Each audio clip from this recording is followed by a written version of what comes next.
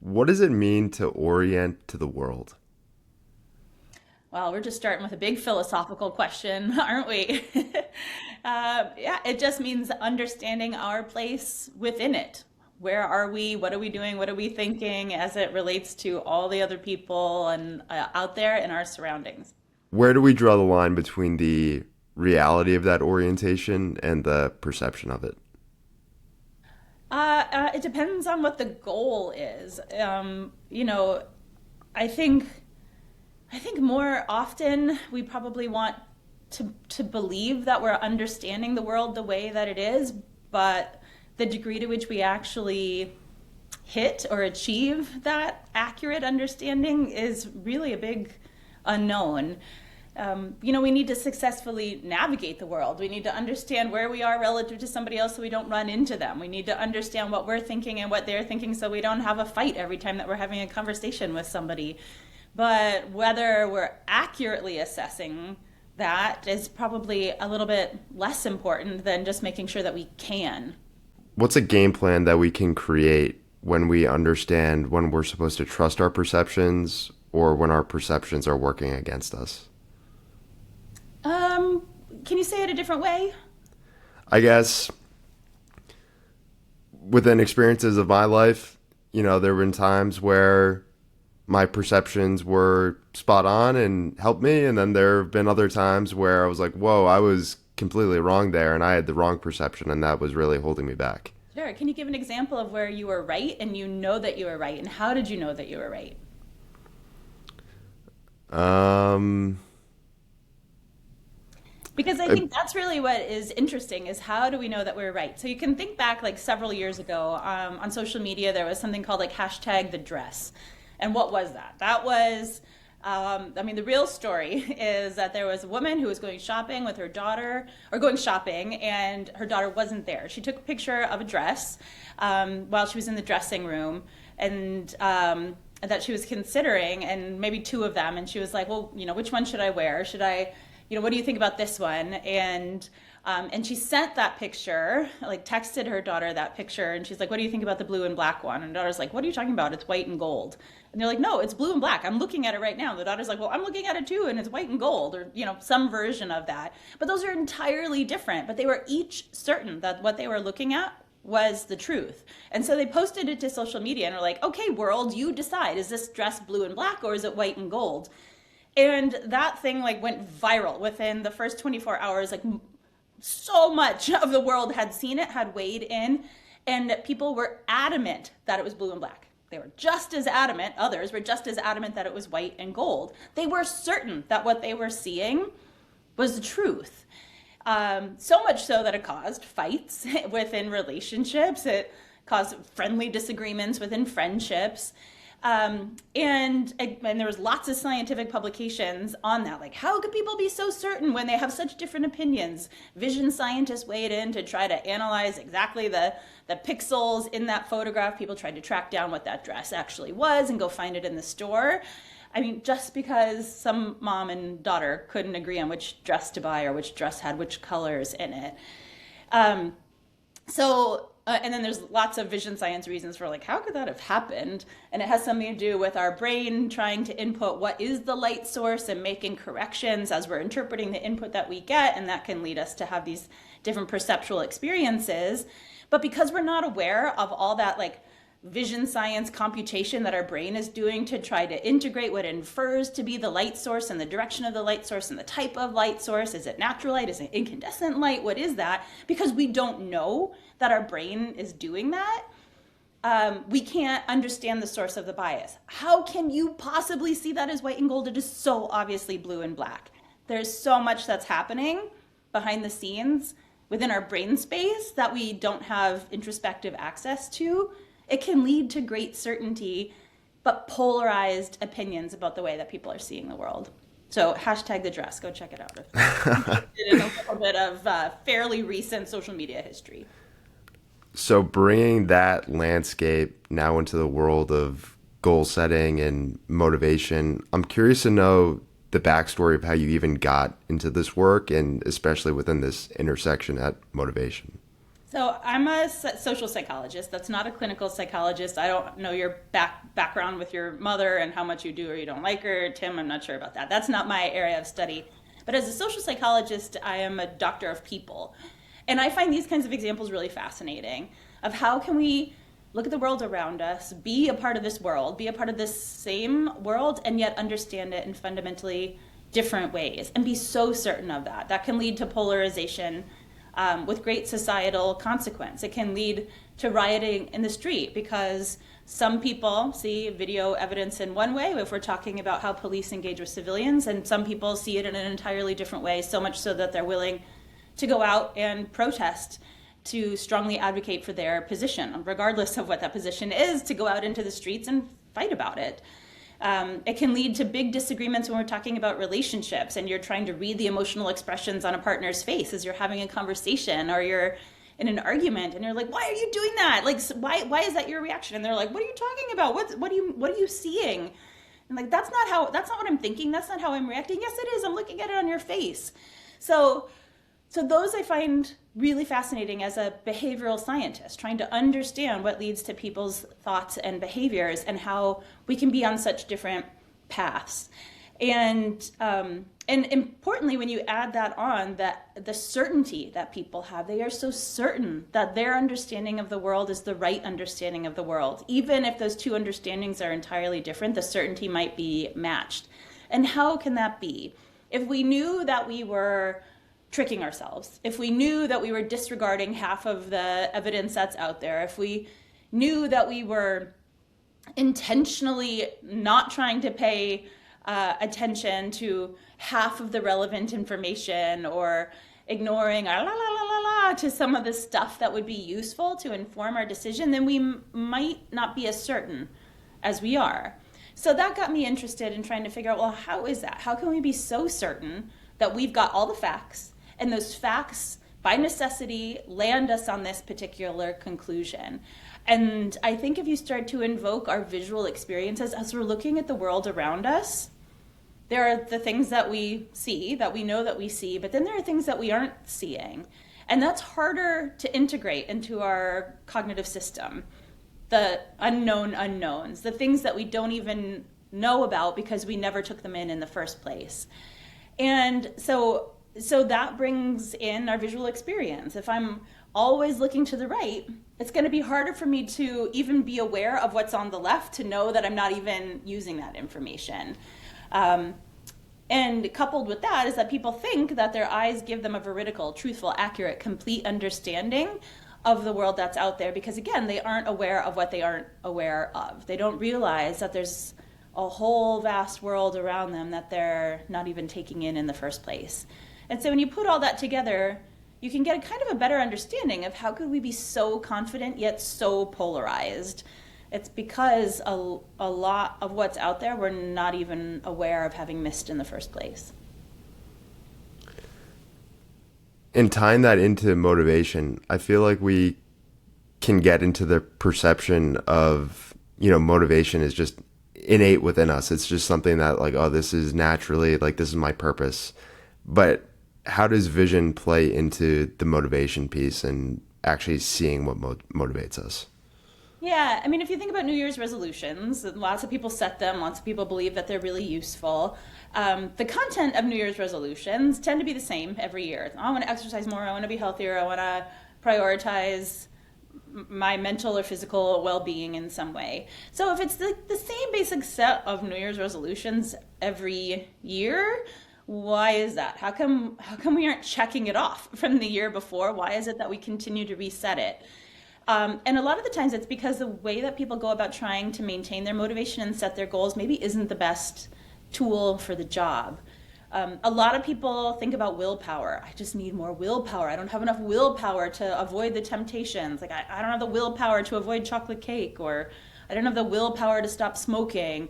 And that, I think that sort of reliance and weight that we give to willpower is part of the problem. Willpower is super hard. If you have to constantly be reminding yourself of what this goal is, constantly be trying to avoid the temptation, constantly say to ourselves, now remember what you're trying to do. Don't do that, don't do that, don't do that, don't do that. First of all, that's not fun. And second of all, it's exhausting. And third, that's a goal in and of itself, to maintain that effortful sort of self-talk and reminder. And so, of course, it makes sense then, like by Valentine's Day, most people have thrown in the towel. 6 weeks of doing that, that's a lot of work. That's not sustainable. So are there tactics that we can use instead that doesn't even rely on willpower? So that we're not trying to build up some sort of metaphoric willpower muscle to muscle through the year to hold on to a New Year's resolution that we've set for 2026? What if we didn't have to rely on willpower at all? Can we craft or create an environment for ourselves where we have to bypass the idea of willpower in the first place? And if we entertain that possibility, then I think we open ourselves up to a whole host of other tools and possibilities for how to move forward. How do the most successful people see the world? Well, I think they use these kinds of different tools. They have a really rich toolbox available to them so that when one tool isn't working, they can turn to another tool. They can try something else out. If we try to build a house with just a hammer, we're not going to get very far. But what if you had 35 other tools? Do you think you could get farther in that goal of building a house? Yeah, absolutely. You can make it through some of the other obstacles. So just to be concrete and give an example, I'll do two. One of them is like, thinking about I want to eat fewer sweets. This is not dry January, but sugar-free January, let's say. And if you still have treats left from the holidays that are in your house, it's so hard when they're sitting out on the counter. Every time you walk past, you're like at least reminded, if not tempted, to just take off a little piece of it. So just throw them out. And now they're like weeks old anyway, so they're not even going to be like worth the caloric intake. It is hard to avoid temptations when those temptations are visible. So make them harder to see. Let's say that there's a reason why you can't throw them out. You have some sort of sentimental attachment to this chocolate cake. I keep saying that because I do have a really delicious chocolate torte that I made. It's like dark chocolate with like a pistachio pecan crust underneath. It's just so good, and I'm not throwing it out. It's too hard to throw it out. It's delicious. This ganache filled thing. But what I have done is put it at the back of the fridge. It just means that it's getting older, but it means we're not eating it every day, right? So when you make it harder to see, you make it easier to keep out of mind. And in fact, there's like a couple of big studies that were done of how just like changing the visual architecture of the space can lead people to eat different things. Google did it, Massachusetts General Hospital did it in their cafeteria.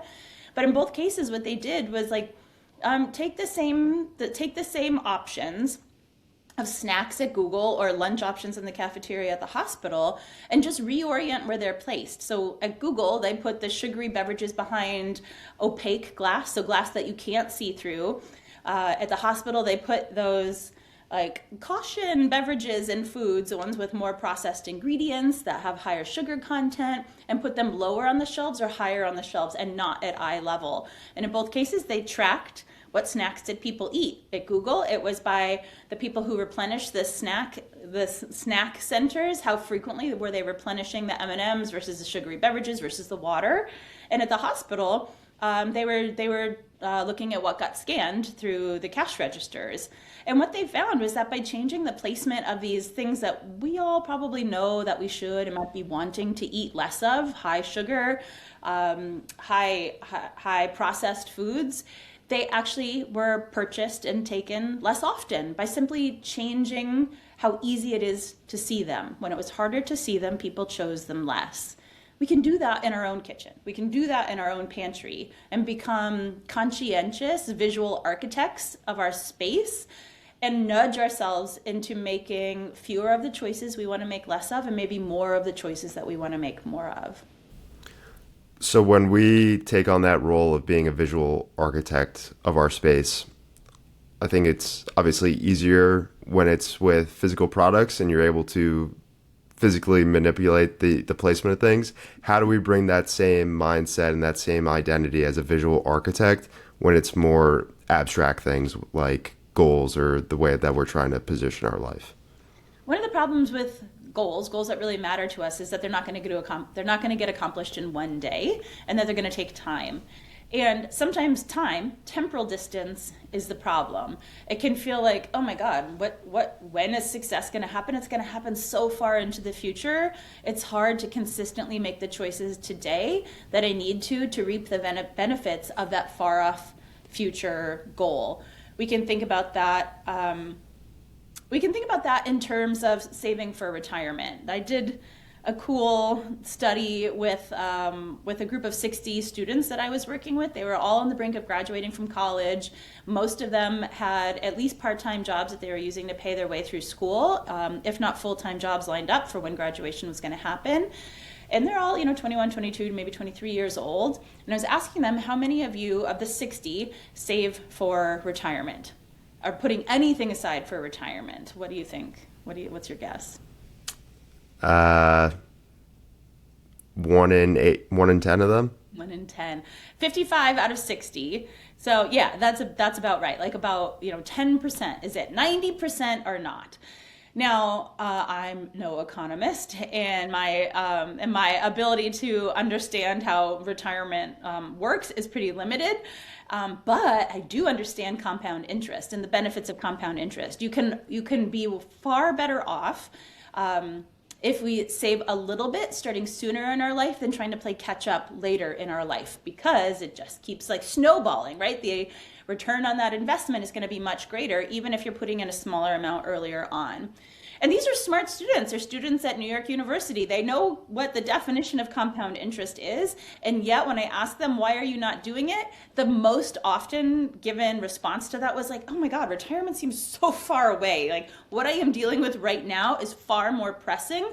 And I have no idea what that what retired me even looks like. Because of that idea of them saying like, I don't know what retired me even looks like. I took that literally and was reminded of work that Hal Hirschfield at UCLA had done when he was working with retirement company and trying to also look at a like larger nationwide issue of them. Like it's not just NYU students, this group of 60 that I was working with that don't save enough for retirement early enough on. It's like all of us really struggle with that as a whole. Like the majority of people struggle to do, the most rational thing, which is save a little bit starting much earlier in life.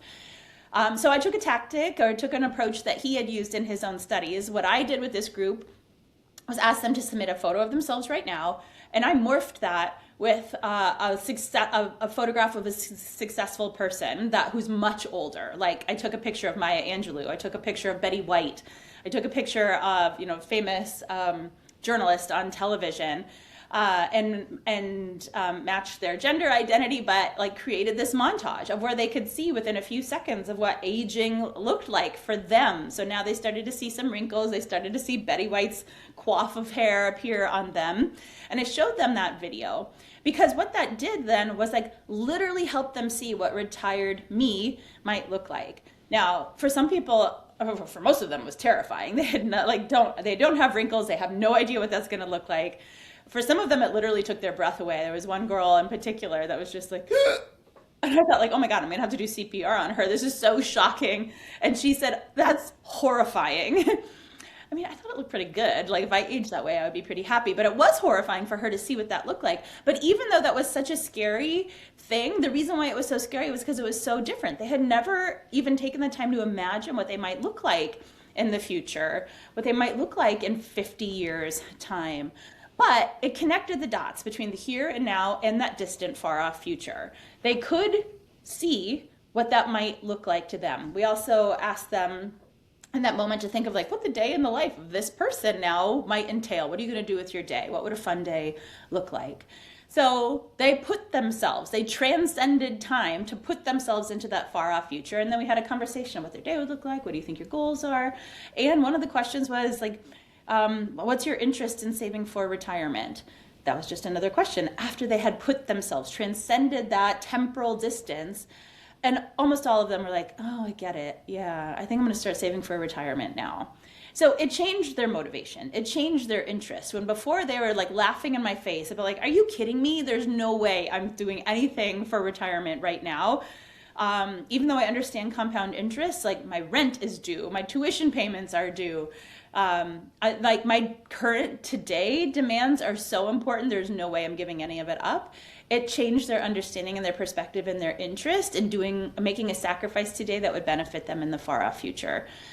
So to sum all of that up, temporal distance, transcending that space between the here and now and that distant future is oftentimes the problem. So the more that we can do to put ourselves into that space psychologically, to transcend that temporal distance, that psychological distance, the easier it might be for us to make those sacrifices today that are required to set ourselves up for success in the future.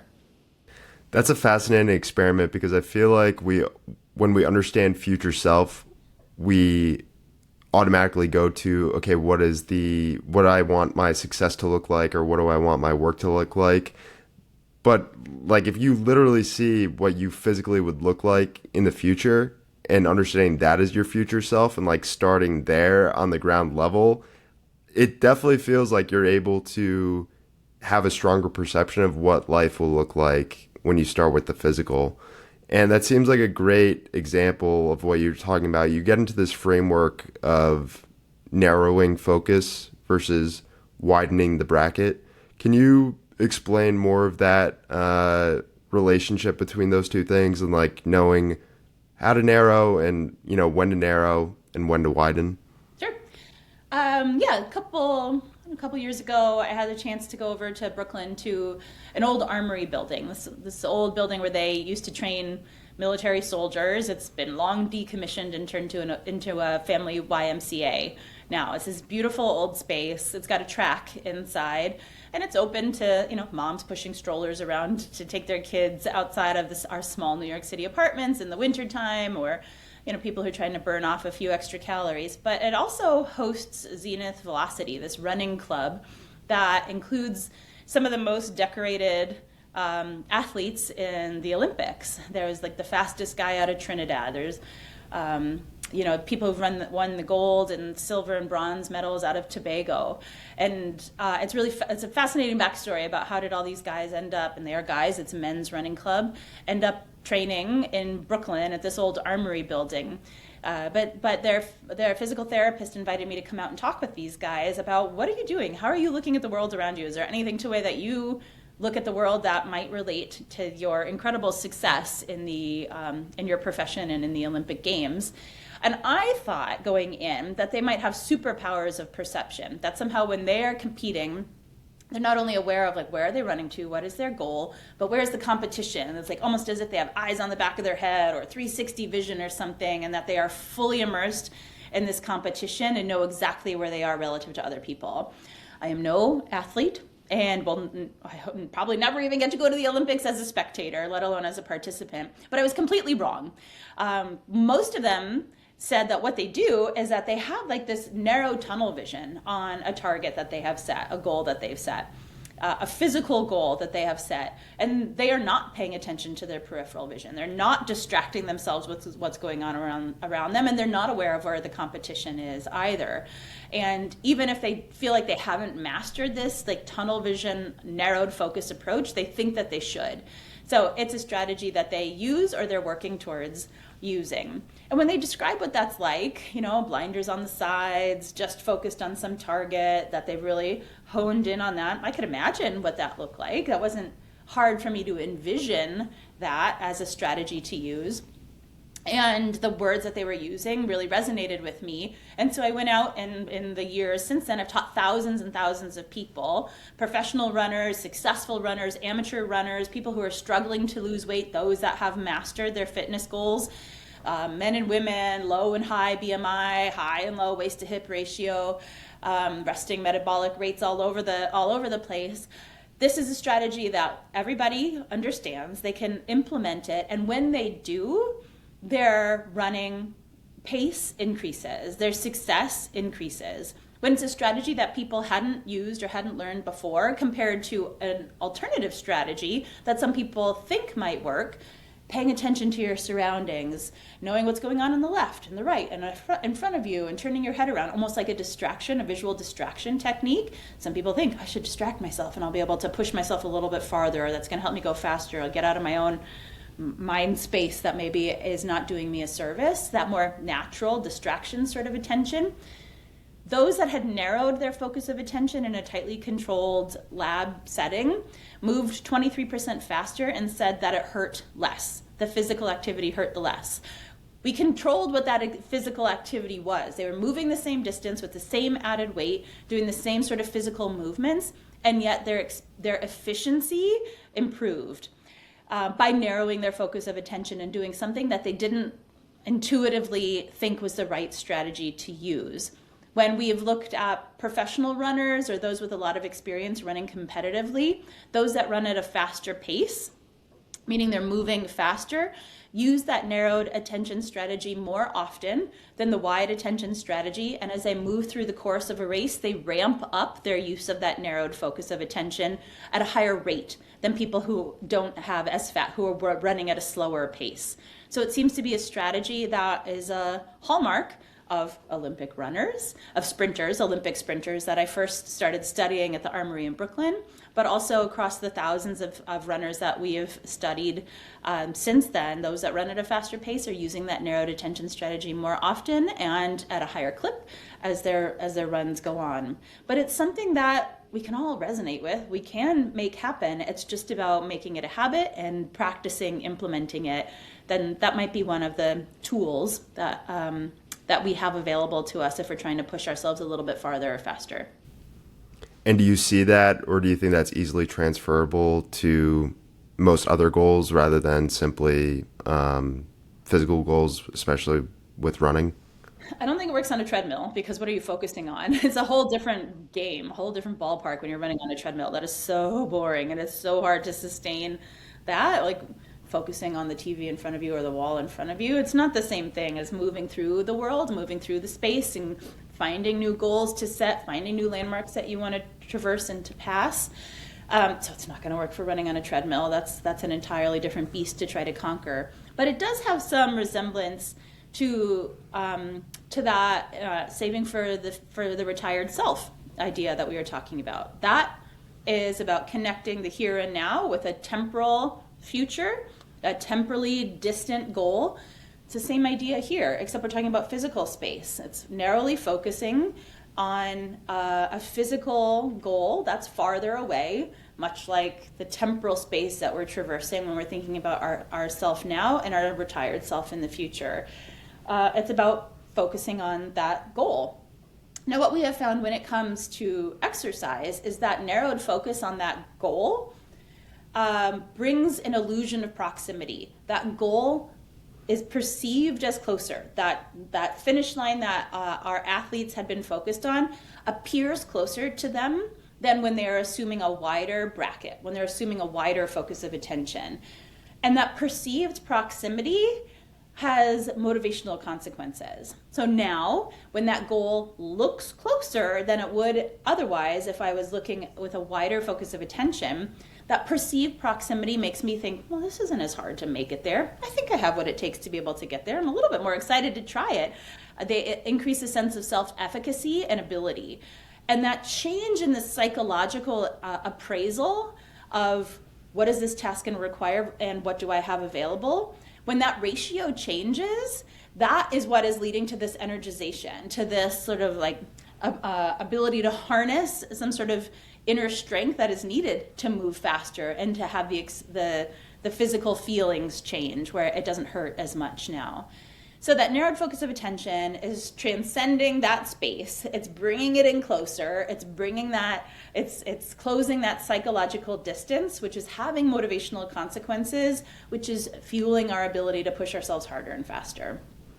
A term that you use there, that sense of self. Can you talk more about the research that you've done about how there's really no correlation between having a positive view of your sense of self and accomplishing more? I'm not sure that I would summarize it that way. I would instead caution us about feeling like all we need to do is increase our sense of self-worth or self-enhancement, and that is going to translate into better improvements. So it's more of a cautionary tale on an exclusive focus on increasing self-esteem that I think is misguided. Now, yeah, we do need high self-esteem. We do need to feel good about ourselves. If we don't, that is depression, right? That can be part of what depression, depressive experience is like. So I'm not saying like, oh, totally disregard self-esteem. Like, it doesn't matter if somebody has low self-esteem. No, that's self-esteem, the feeling of worth and value and personal belief in your own capacity to get something done, like that matters. But if that is all we're working to build, that's not enough because that can be where you have, again, high confidence but low ability. And that's a formula for disaster, to be honest. You know, back in the 80s, the California school system put a lot of eggs in that self-esteem basket, working to praise students for their successes at a pretty high ratio. Praise them for their successes. Let's not focus on the failures or the opportunities for improvement, because we want to develop kids' self-esteem. What Roy Baumeister, a social psychologist, found was that did not translate into improved grades or greater retention in schools. It didn't correlate with success. Increasing self-esteem didn't predict academic success, because again, we're not teaching them. It's important for us to be aware of our weaknesses and to grow our ability to push through those weaknesses and improve upon them. That's what learning is. Michelle Obama has a great quote when she's talking to a group of school children and she's standing up there and in her very authoritative, beautiful tone says, "No one is born smart. None of us is born knowing how to read or do math. All of that comes from hard work." And it does, right? None of us are born even knowing how to use a toilet. We have to learn everything, right? So to just think like if we just praised people for when they happen upon the right outcome, we're not actually equipping them with a fishing pole. We're not teaching them to fish. We're just giving them the fish. So when we just focus exclusively on building self-esteem, we're not actually equipping people with the underlying tools that they need to learn and to grow and to know how to push through obstacles and how to actually get the job done. Now, so you might say that self-esteem is necessary but not sufficient for actually doing the job. How does materializing play a role in that process and giving people another tool to, I guess, continue down that path? What does that term materializing mean to you? How are you reading that? I feel like materializing to me means becoming a data collector, where I'm constantly collecting data on myself and the inputs that I'm, working on a daily basis. And then the work just becomes, okay, collecting that data, analyzing that data, and then improving upon that data. Cool. How do you do that? What do you do that with? With this podcast, doing outreach to people, making sure that, I'm doing productive outreach, putting out consistent episodes, and then improving upon my questions, the way that I'm interacting with people, and then the product that I'm putting out to people. Do you track that somehow? Do you track that? It's tougher to track that, I would say, on the input side of things, but I can, it can definitely be tracked on just like the growth of the show, month over month when it comes to downloads. I think like on the input side of things, like I said, I think it can be a little bit tougher, and it's more so just being consistent. And it's not so much about doing more as it's just like refining the craft of it. So I'm becoming better at it. Cool. Some parts of what you said I would call becoming our own accountant. That for goals that matter to us, we need to be as diligent in looking at our inputs and outputs, our expenditures, our costs, and our revenue in the way that an accountant would. And we can apply that to all facets of goals, not just those that are financial. There was an app that I learned about from some artists that I was working with, and they use the Reporter app. So like there's lots of these kinds of apps, but you can set it up on your phone so that it pings you. In this case, I set it up to ping me 4 times a day and ask me, hey, did you do X? Something that I had decided was important for a goal that I had set, yes or no. If I said yes, it would ask me, how did you feel about it? So I could be tracking my emotional responses to my yes or no. Did I make progress on this goal? Did I put any time since last asked on practicing for this goal that I was trying to achieve? In this case, I was trying to become a rock drummer on one song to be able to perform it publicly. That was important to me for this period of time that I was at in my life where I needed to regain some coolness, and I thought being able to play one rock song on drums would be it, even though I've never played drums before in my life. So it was asking me, have you practiced? Did you practice drums since last time I asked you? It was asking me 4 times a day. Mostly the answer was no, but occasionally it was yes, and so I could see how did I feel about my progress. And I did that for a month, and so I downloaded all my data for a month to see how did I do. My assessment, when I just like reflected based off of my own memory, because I had set a goal and I had a show set up, so I had to be able to do it. I just felt like, holy crap, no, I have made no progress. I am nowhere closer in this month period of time to be able to do this, given all the other things that I was juggling. And I just felt like a complete failure and like I was gonna die when the show was gonna come. So that was my memory-based appraisal of my progress over time, because mostly I was so anxious and so scared and felt like such a stupid fraud that I would set this goal and try to hold myself accountable. Well, and hold myself accountable with this public show. But when I actually looked at the data, first of all, I practiced far more than I thought. I practiced 8 times in the month, which meant 2 days a week, which meant each of the weekend days. And well, that's pretty reasonable. I'm not a full-time musician. And so to think I found some time on each of the days of the weekend, all right, that's actually better than I thought. That's more than I thought. And that's totally a reasonable goal to have met for myself. And when I look at my emotional responses, at first it was I cried practicing because it sounded terrible. I do have a background in music, so I can appraise my own musical abilities, but my background is not in drums, so I could hear myself and realize how terrible I was. But over the course of the month, those emotions actually started to get a little bit more positive. So when I became my own accountant and looked at the actual data on how I was spending my time and how did I self-assess in the moment, my progress, it was only slight, but it was more of an uphill trajectory than my memory would allow for. Why is that? Well, because the overwhelming anxiety was masking my ability to see even the slight amount of progress that was actually there. So when we go just based off of memory, that's how memory is set up to work. It's set up to level and sharpen, to pull out the gist and to leave out some of the details. And in this case, the gist was anxiety, and the details that got lost were some progress that I probably should have been giving myself credit for. And that actually might have been a motivational boost. I did the same thing, not about learning to play drums, but with another group of students. We all used the Reporter app, and we wanted to focus on unintended expenses, like impulse purchases. Now, we all figured that we had impulse purchases, that we impulsively purchased stuff throughout the day, and we were going to track that for a 2-week period of time to see well, how much are we actually spending on our impulse purchases, and where are those purchases going? What are we unintentionally spending money on? So collectively, we thought we're probably going to spend collectively about $700 on things that we haven't budgeted for and that are just going to be impulse purchases in the moment. Again, everybody used this Reporter app and had it set up to ping a couple times a day to ask, did you impulsively purchase something since last time I asked, that you haven't budgeted for, and that's not something that you routinely keep as a part of a line item in your monthly budget. And if yes, then what did you spend it on?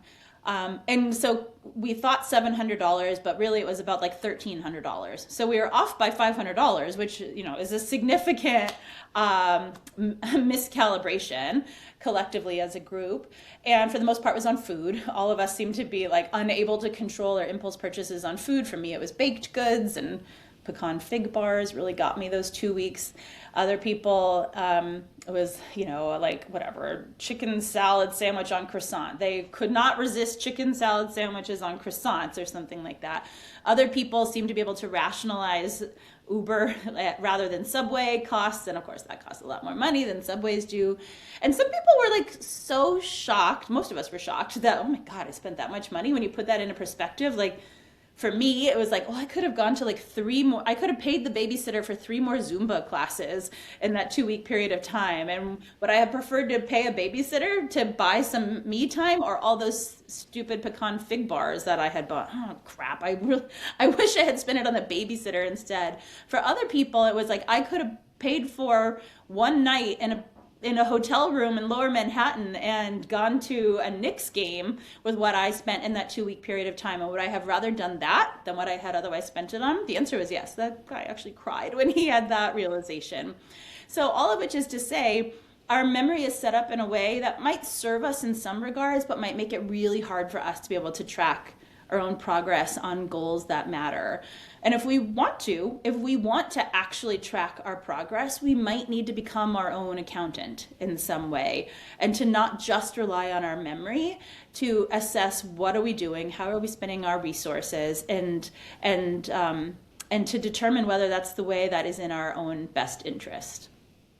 Or that money could have gone to the retirement funds for that other group of people. Yeah. Do you think we can have a fear of materializing then? Or we kind of, try to keep ourselves blind where like, I don't want to look at that? Absolutely. Yeah, of course. I mean, first of all, it's hard work to do that unless we can figure out a system of automating, which is why I liked that Reporter app, because my phone was telling me time to check in, rather than me just having to will it through, muscle through, and whatever, keep a physical journal or something of my expenses that's going to drop off over time. And if you have any sense that the data might be surprising or disappointing to you, it's going to be even harder to push through becoming your own accountant. And like I said, that man had this realization of he had unintentionally spent money where he hadn't wanted to, and that could have translated into an experience that would be even more gratifying for him. And it was so disturbing that he had a negative emotional reaction to it. That can be hard to sustain, that kind of goal. So what do we do then? I mean, so that might lead us to put those blinders on, right? That like, oh, I don't want to do this because I don't want to learn that about myself. But part of that is because of the mindset that we bring to those kinds of anticipated or foreshadowed experiences. If we bring that word failure into the conversation, it's going to make it really hard to want to gather that information about yourself and to continue it. We are quick to use the word failure, and especially in America, we hate that word failure. I mean, what country loves the word failure? Probably nowhere, but that's a really off-putting word. Failure. We're such an individualistic, goal-oriented people that the idea of failing at something is really hard to stomach. But what is failure? Well, failure means opportunity, right? If we can figure out, rather than using the word failure, can we instead think about it as diagnostic? Where should I be spending my time? Do you want to be spending on the time where the opportunity for growth is really incremental? If you're already at like 99%, you've only got 1% left to go for self-improvement. But what if you're hovering around 50%? What if 50% of the time there is room to make a better choice? Well, that's like that opportunity to go up is even greater. The progress can be even greater. That feeling of success when you move from 50 to 75%, a 50% increase in productivity or success rate, like that's huge. So rather than considering diagnosing this situation, this choice, this opportunity as one where like, God, 50% of the time I fail, I'm only batting 500. Okay, I'm only batting 300, right? I'm only batting 100 here. That means rather than being a failure, it means that's where you can be spending your time to get the biggest return on investment. So let's just take the word failure out of the mix. And when we do that, does it make it a little bit easier to become your own accountant, to find the places where your return on investment might be the greatest, where the time that you spend might give you the biggest bang for your buck? That might be exciting rather than scary. So I don't know, maybe that helps people to reformulate what becoming your own accountant could do for you. To dive deeper down that failure route, though, what does it mean to foreshadow failure, and why can that be important for people? So we can keep that phrase foreshadow failure because it's one that I use. Or if that word is too scary, we can think about anticipating obstacles. I like foreshadow failure. It's got two F's. The alliteration is nice. right? We like alliteration. So what that means is that when we're setting goals, at the start of a new year or at the start of a big like decade of your life or any of these like psychologically meaningful moments where we start to like set goals that we want to try to work on for X amount of time. Sometimes people use vision boards or dream boards or set stretch goals if we're more in entrepreneurial world. But the idea of like, what do I want for my life? We might have these moments where we do that. What's a big goal that I want to accomplish? Some people then create a visual montage. They scrapbook icons of what success will look like when I achieve this fitness goal or when I achieve this financial goal or when I hit this career goal. And they might like put that together and they stick it up in a place where they might see it every day as a reminder of what they're working towards. Maybe they put it on their fridge. Maybe they put a sticky note to self on their bathroom mirror. Or maybe they kick off each business meeting with a reminder of the stretch goals that they're working towards. Something of that sort, I think, resonates with a lot of people. Of like, oh, I do something like that. Of like, here's my reminder about what we're working towards. Most people know that that's not enough. Or if you don't take the next steps, perhaps you should, which is to, okay, now I know what in 3 months, 6 months time I'm trying to achieve. But what about in 1 month's time? Where do I want to be? These micro sub goals are important to set so that we can track our progress, so that we can feel less overwhelmed about trying to traverse that space between now and what success will look like in the future. So we set micro goals. We need to also set, concrete steps that I can take today in this week to take me from here to that micro goal, to then take me to the vision for my future self. And in those times when we're thinking through all of that and we're concretely planning our actions to separate me from right now into the future, we need to also be thinking about what's going to get in my way. What's going to get in my way? What might failure look like? What are those obstacles going to be? And a lot of people don't do that because it's not fun, first of all. And they might think that it's demotivating. We just spent all this time and energy like excitedly thinking about the future together, crafting these goals, if this is in a team meeting or I just want to stay focused on the positive. I just want to be positive focused as I set my vision for the future, because that's the kind of karma that I want to put out into the world. And I don't want to be thinking about failures and obstacles and what's going to get in the way of success. That's just not fun. Here are the 6 ways that I'm going to fail at this goal. Why would I want to spend my time doing that? And so rather than thinking about it as listing the failures, foreshadowing all the obstacles, if we think about it as setting ourselves up with a safety net, maybe that's a bit more appealing, because we do experience bumps along the road. Just last night to my 3-year-old daughter, I was reading one of Dr. Seuss's book that everybody gives out at graduation time, the Places You'll Go. Yeah, thanks. That's the one. It's right over here on the table, actually. All the places you'll go. And like Dr. Seuss says, like, because, when you get into those dark places, because we always do, like the whole middle of the book actually gets a little bit scary, especially for a 3-year-old. The pictures get dark, the language gets dark, because it is so true. We will experience bumps in the road. But when we don't spend the time in advance thinking about what are we going to do to get through that, it's a real challenge. It's a real moment of despair or fear, because we're short on time, because we might be in an existential crisis or a moment of fear. And when we're in those states, we think more myopically. It's just about, how am I going to get out of this? How am I going to get out of this? The anxiety, the fear is so overwhelming. It keeps us really narrowly focused. And that might not be good. It's actually not good for doing our most creative thinking. It's going to be hard for us to think most expansively, most creatively, most innovatively about how am I going to get out of this when we are scared. Because that fear focuses us just on the immediate threat that we need to navigate, but it won't give us the creative prowess or creative abilities that we need to think about how am I going to pull myself out. But that's the beauty of doing that when we're most excited, when we're setting this high-level vision, when we're working creatively, collectively as a team to think about what do we want to achieve in the next 6 months' time. We're pretty happy and excited. And happiness, positive emotions, help us broaden and build. Barbara Fredrickson is a social psychologist who developed this theory of broaden and build of emotions, that when we are in a positive emotional state, we can be our most creative selves.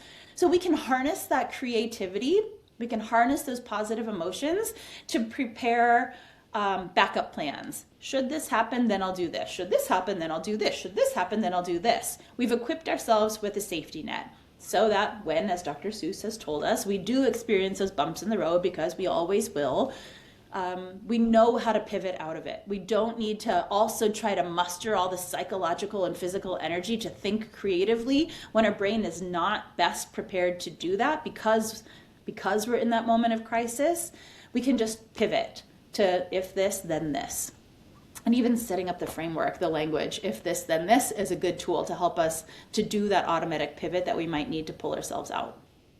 Is it safe to say then, and tying this into our visual perception again, is it safe to say then, okay, I get hit with a roadblock. This isn't actually a roadblock, but this is part of the process, and it's actually a stepping stone in taking me forward?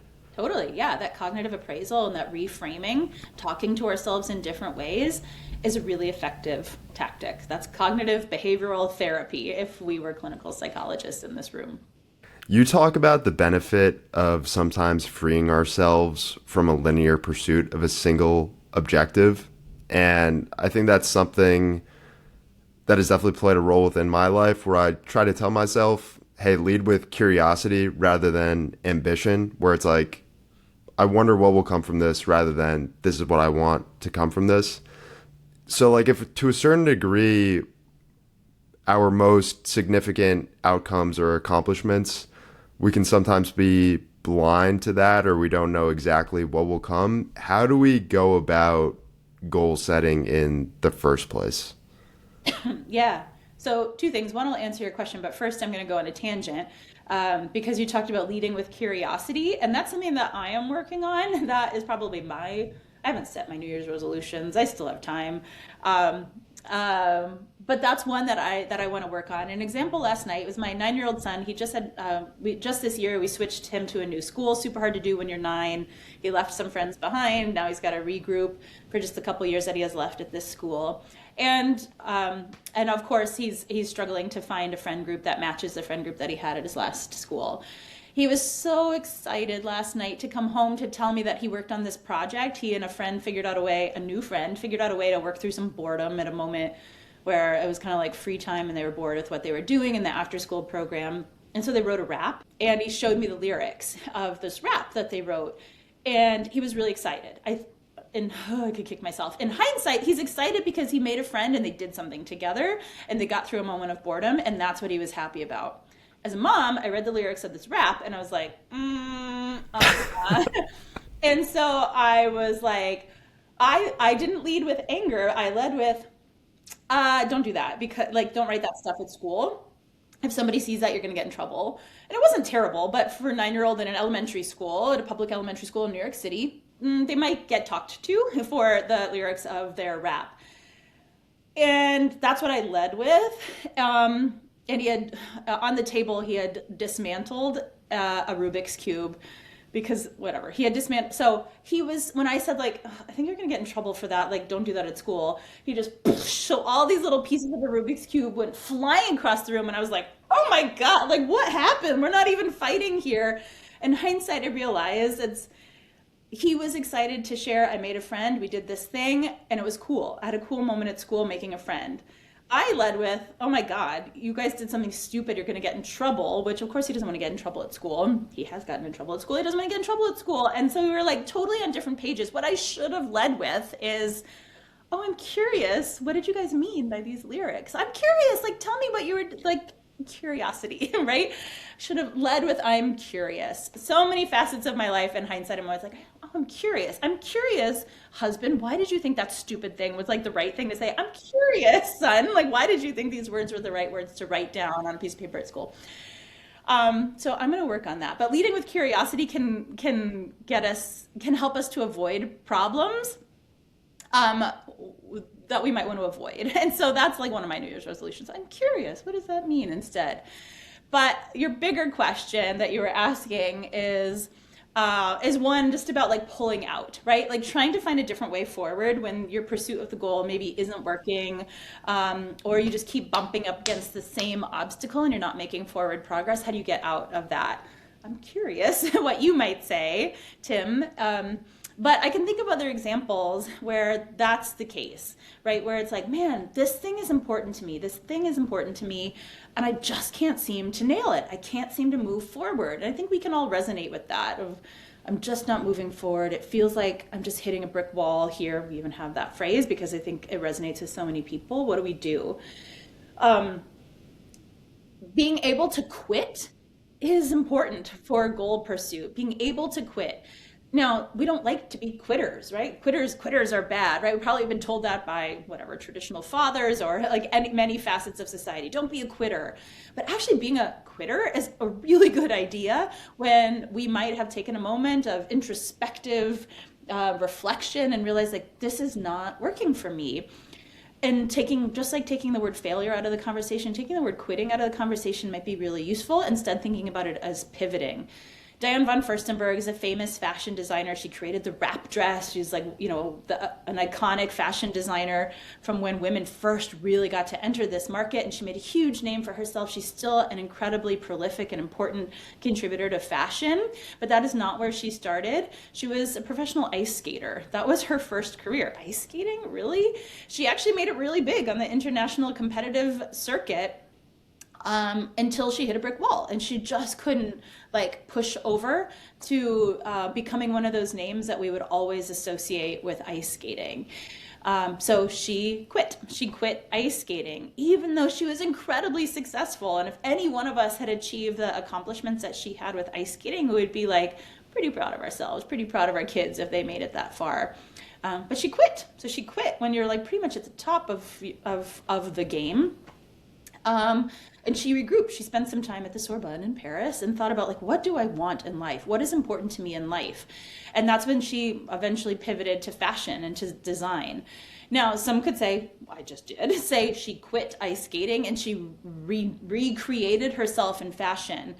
But as she tells her story, she actually says no, it's not about quitting. It's about pivoting. It's about redirecting and finding that thing that I really love. And it's the art of line, cutting lines through the ice, cutting lines through the fabric, thinking about how lines overlay over the body, how the body can create lines in the ice. And it's the art of line and design that has always been my passion and that I've always been doing. It's just about finding a new way to create what I love doing. And she found that then in fabrics, in the second and most prolific part of her career.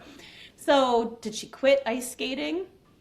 Or did she pivot from ice skating to something else that just opened up a whole host of other possibilities? Yeah, that's what happened. So we need to be able to take a step back to put ourselves into that positive emotional experience so that we can see a new way forward when that path that we continue to be on might be just continuing to hit us with a brick wall.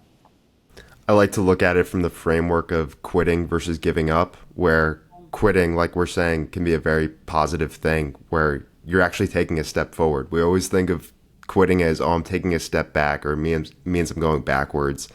But it's okay, if I need to quit this thing, and you could say from a perceptual, visual perception, quitting is taking a step back and going backward. But it's if I take a step back and it's actually bringing me into an arena of life where I actually want to be, then that's a massive step forward. And I think quitting can be one of the best things that you can do. I see giving up as, hey, there's still something for me here, but I'm not actually willing to put in the work to continue it. That's when it can get a little tricky. And so for the majority of our conversation here, we've been talking about work and goals and motivation. I think it gets into the notion or the assumption of you're in the arena of life that you want to be. For the ones that aren't in that arena, especially when it comes to work, I feel one of the main things you hear is oh, I just don't see myself here. Or if you're in a relationship, you're I just don't see this working out. What is the role of vision playing in environments like that and situations like that? And what would you say to somebody who really can't see the way forward? That the fear of the unknown is a real thing that can resonate with all of us. There's, defense of the status quo is something also that many of us get trapped in.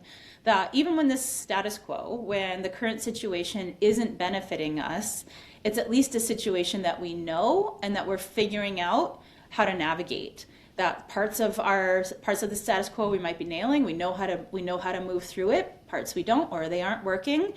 But the alternatives are just vague. They're not as concrete and clear as what's in the here and now.